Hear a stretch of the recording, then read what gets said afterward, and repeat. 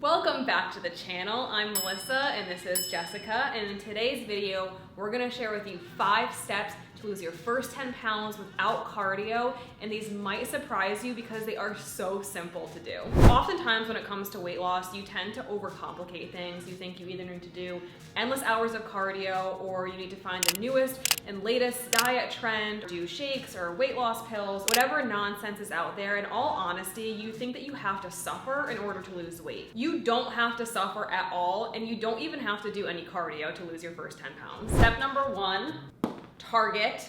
The most important rule, and I'm just going to say one more time, most important rule is to be in a moderate calorie deficit. I did not say an extreme calorie deficit. When most women try to diet, they slash calories down to something crazy low that's just super unsustainable because they want to try to lose weight as quickly as possible. Problem is that when you do that, it actually slows your metabolism down way quicker, and it's going to cause you to plateau way faster than if you were just eating in a moderate calorie deficit. What we like to use with all of our clients is a strategy that's called calorie cycling. Calorie cycling is an amazing tool that gives you structured high and low calorie days, where on your higher calorie days, it actually boosts your metabolism. That way you're able to lose more weight in the long run without that dreaded plateau on the scale. Now, if you have no idea where to start or what a moderate calorie deficit looks like for you, you can go ahead and check out this video, which teaches you the exact calculation that you need to use in order to set your calorie cycle to lose weight. The next step is going to be walking. And what you want to aim for is walking about 10,000 steps per day.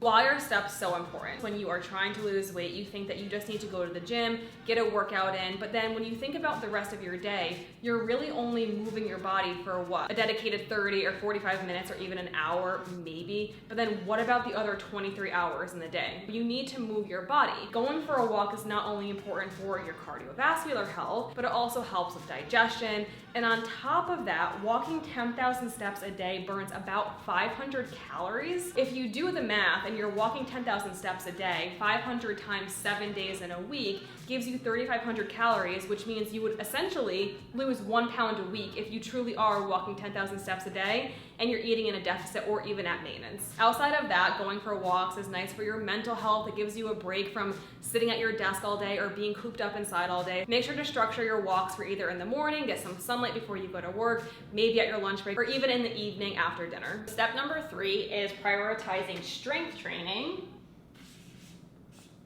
over cardio.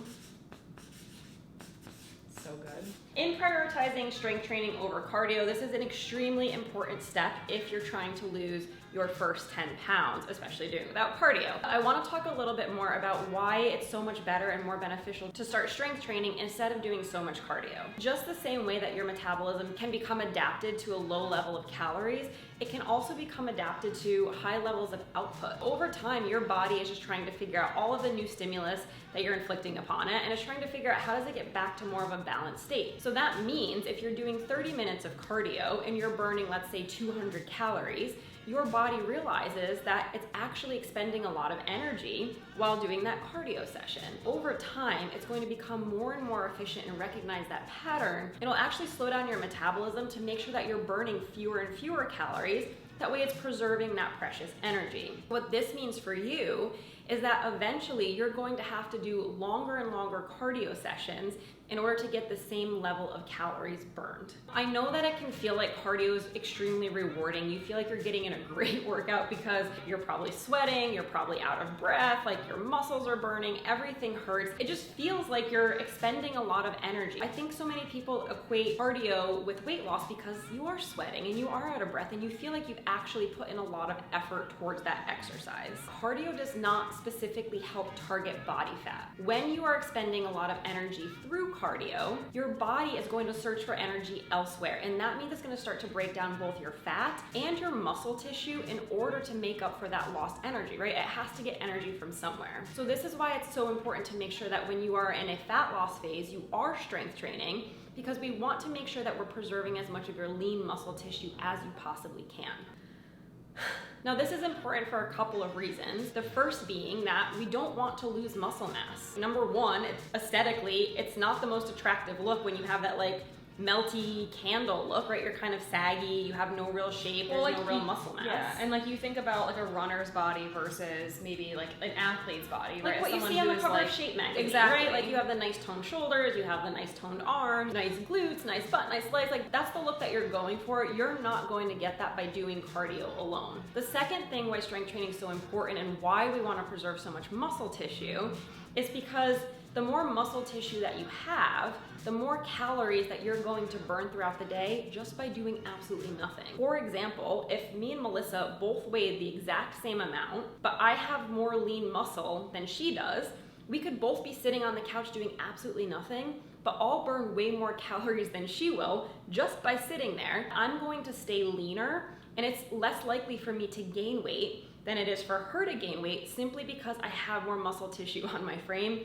and I'm burning more calories just by having more muscle. How much water do we need a day? At minimum, we're going to say 100 ounces of water a day, but ideally I would love for everyone to be around 1 gallon of water a day. So that's 128 ounces. 128 ounces of water a day, that's a full gallon of water. This is probably one of the most overlooked and the most simple ways in order to help speed up the weight loss process. Most people don't drink nearly enough water. Number one, the majority of your body is water. So that means that it needs water to actually survive.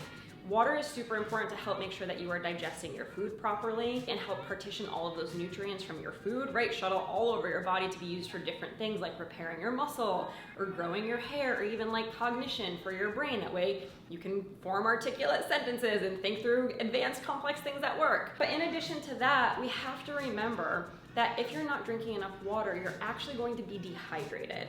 And if you're dehydrated, then your body's going to feel more inflamed. You need water in order to keep inflammation down. And the other crazy part is that the less water that you drink, the more water your body actually holds on to. So if you feel like you're retaining a lot of water, you feel like you're bloated, and you feel like you're just eating food and it's sitting in your stomach, it's a really good sign that you need to start drinking more water. So this is why we recommend drinking at least 128 ounces of water a day, because it's gonna help with so many things, everything from your mood, to digestion, to body composition, to your actual physical appearance, your skin, your hair, like literally everything. The fifth and final step is the 80-20 rule. I'm sure that you've seen it floating around on the internet somewhere and you're kind of like, what is the 80-20 rule and how does it apply to me? 80% of the foods means that you're eating 80% wholesome and nutritious foods, and 20% are more fun foods or more processed foods, things like ice cream or chips or cookies or even pizza. The reason why this is so important is because traditionally when you diet and when you're trying to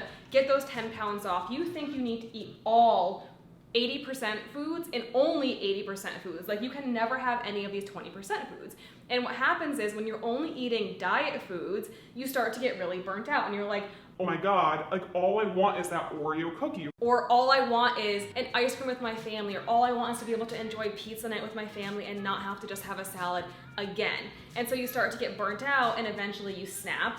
And this is when you start to overeat or binge on those 20% foods. So when you're counting calories and you're doing a calorie cycle, it's very, very important to make sure that 80% of your foods, the majority of your food choices are coming from wholesome, nutritious foods. And then you're still incorporating 20% of foods into your diet that are fun and that keep you sane. So for example, if like your 3 main meals are more wholesome and nutritious, if you're having a sandwich for lunch, maybe you add a small portion of chips to that. Or maybe after dinner, you do have your favorite dessert that you haven't had in so long. I know a lot of our clients will have ice cream or they'll have cookies or they'll have things that they're like, oh my God, I never knew I could have this on my diet and still lose weight, but you actually can, and that's what makes it sustainable, and that's what allows you to be more consistent. All of these 5 steps really contribute to the best version of you when you're dieting. We want you to understand the importance of all of these 5 steps together, because when it comes to weight loss, it's not just about losing weight as fast as possible and suffering through a restrictive diet or doing endless hours of cardio. You need to make sure you have a moderate calorie deficit so that you can actually stick to the calories that you're eating, and you know what your target is. You need to make sure you're moving your body outside of the gym. You need to make sure that you're prioritizing strength training over cardio and thinking about getting strong versus getting skinny. You need to make sure you're hydrating your body. And most importantly, you need to make sure you're having fun with your diet, because life is too short. eat the damn chocolate, and have some fun.